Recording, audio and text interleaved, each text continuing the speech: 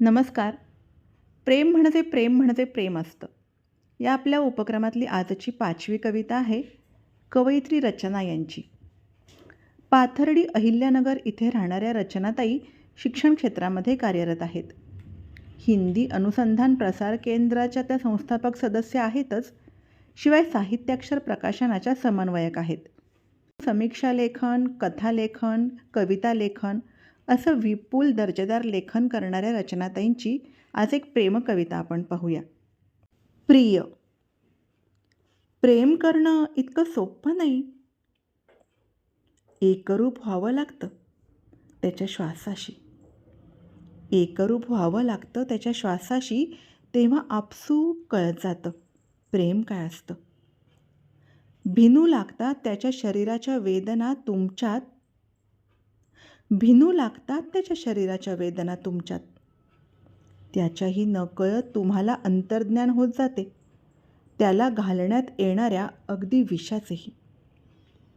त्याच्याप्रती इतके सजग असतो आपण, त्याच्या आयुष्यात येणाऱ्या वादळांचीही चाहूल लागते आपल्याला सर्वात आधी.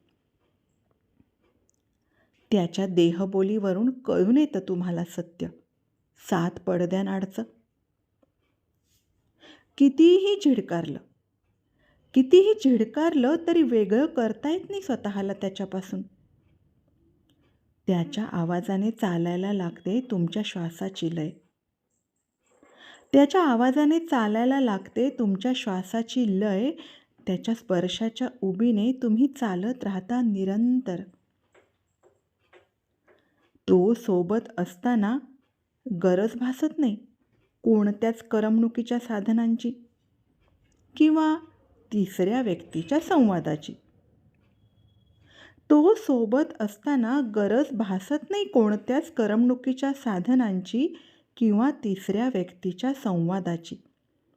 त्याच्या सोबतचा शून्य प्रहरही देत जातो असीम शांतता, रंध्र रंध्र तृप्त करणारी.